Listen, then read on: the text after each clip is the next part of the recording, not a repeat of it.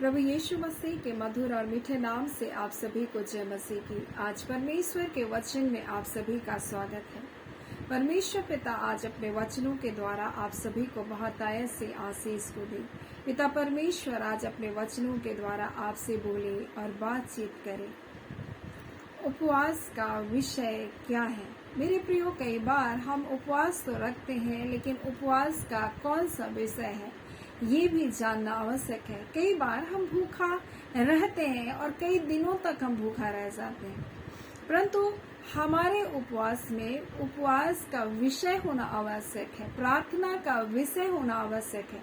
और इसलिए परमेश्वर का वचन कहता है, तुम अन्य जातियों के समान बकबक मत करो बोलकर, क्योंकि वो सोचते हैं बहुत बोले जाने से उनकी सुनी जाएगी।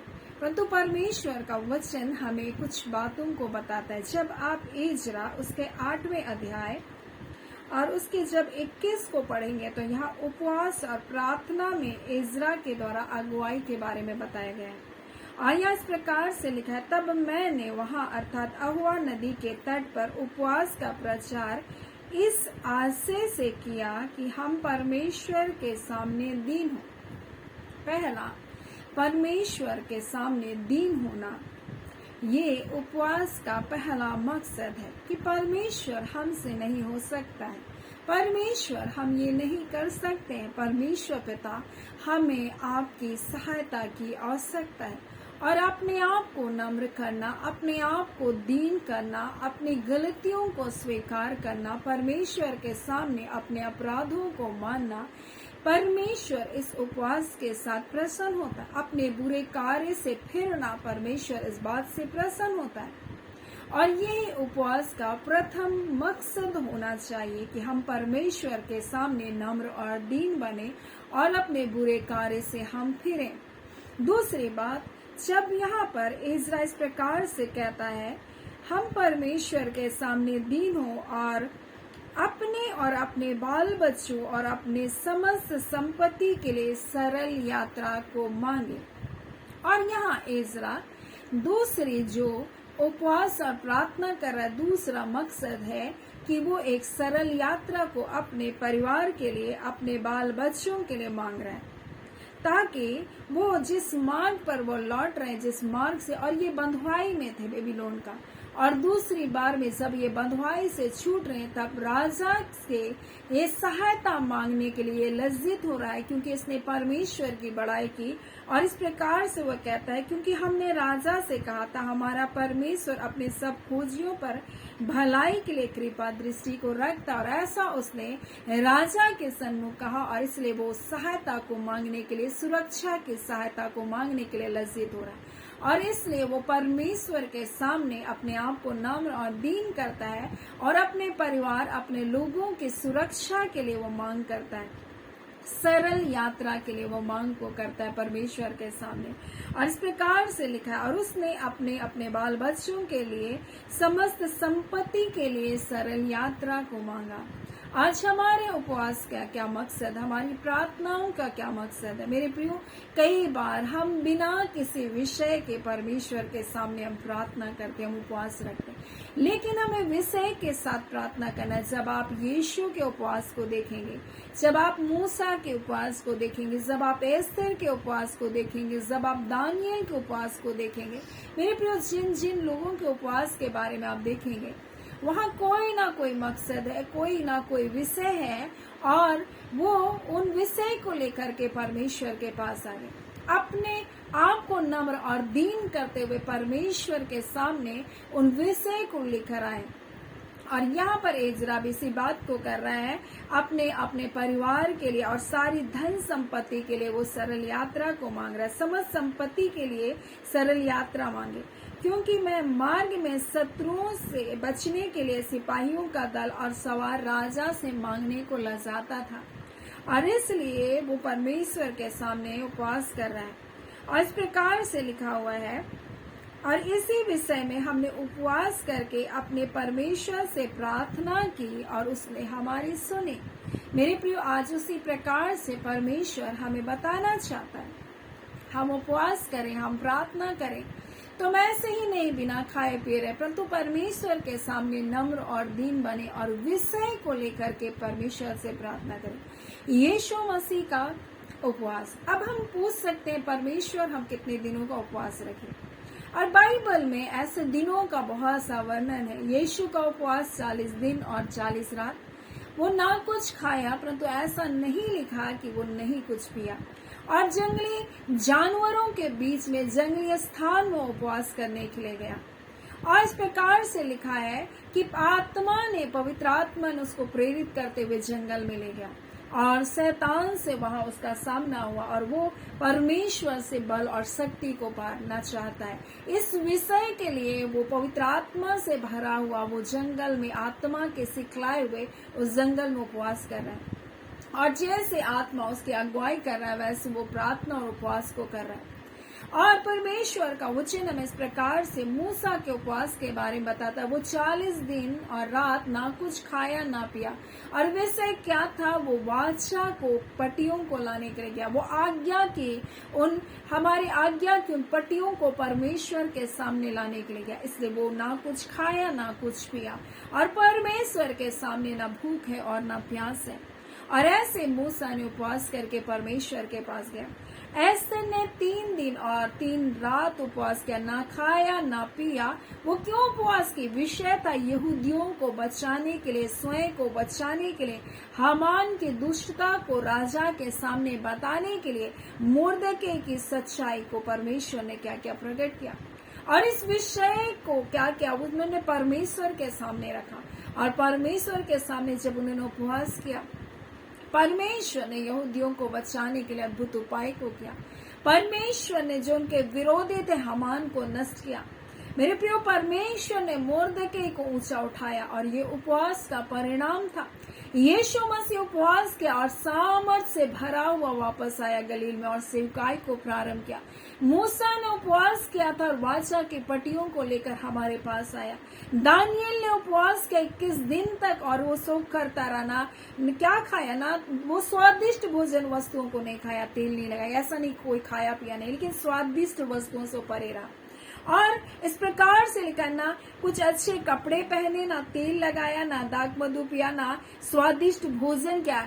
और ये एक तरह का अलग उपवास है जो उसने किया। 21 दिन तक वो परमेश्वर के सामने रहा, और जब वो परमेश्वर के सामने अपने आप को नम्र और दीन बनाकर प्रार्थना करता रहा, तब परमेश्वर ने उसको वहां पर हम देखते हैं किस प्रकार से परमेश्वर ने उसके प्रार्थनाओं का परिणाम को दिया। परमेश्वर ने किस प्रकार से उनको भेदों को समझने के लिए उसको परमेश्वर ने उनके लिए सारी बातों को खोला। मेरे प्रियो, जब हम उपवास करते हैं, परमेश्वर हम उस उपवास के विषय का परमेश्वर प्रति उत्तर को देता है। इसलिए हम बिना उपवास के, हम बिना प्रार्थना के हम परमेश्वर से उत्तर को नहीं पा सकते। और इसलिए परमेश्वर चाहता है कि हम परमेश्वर के समीप में जाएं, अपने प्रार्थना विषय के साथ जाएं, जो विषय है उसको लेकर परमेश्वर के निकटता में रखें। कई बार हम सिर्फ रोते रहते हैं, लेकिन हम अपने विषय को कभी भी स्पष्टता से परमेश्वर को नहीं बताते। हम देखते हैं किस प्रकार से एजरा बहुत ही स्पष्ट था, और एजरा जो था वो धर्मशास्त्र का ज्ञाता था, वो धर्मशास्त्र को अच्छी रीति से समझता था।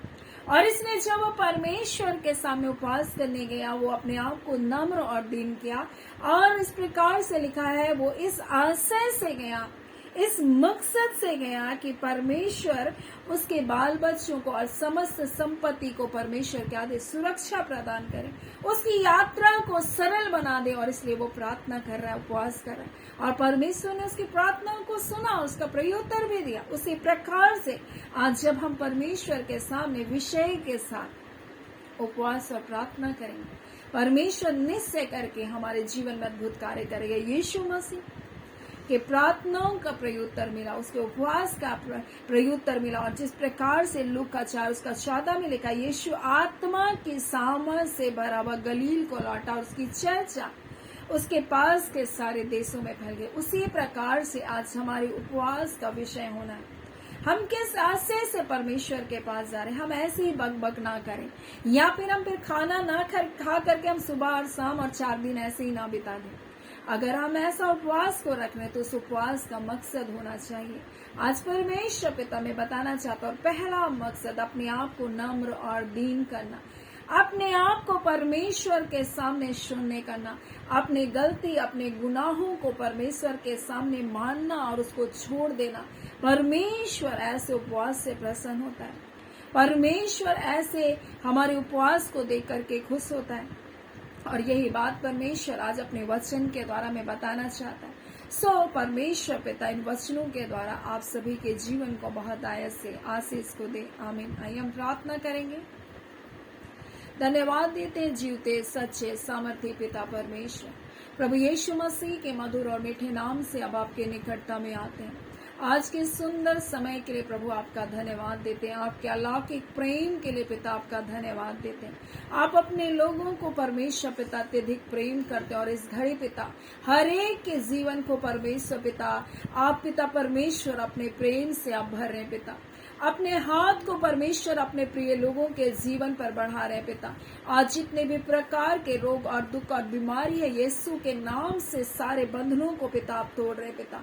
अंधकार की सारी युक्तियां और शक्तियां जो आपके बच्चों के खिलाफ में बनाई गई, उन सारी युक्तियां और शक्तियों को प्रभु आप तोड़कर अपने लोगों को आजाद कर रहे पिता। आपका धन्यवाद देते हैं खुदान परमेश्वर पिता। इस वचन के द्वारा प्रभु जी आपने जबकि इस वचन को दिया प्रभु, आपके लोगों को बताया परमेश्वर उपवास का मकसद होना चाहिए कि मनुष्य अपने आप को नम्र और दीन करे।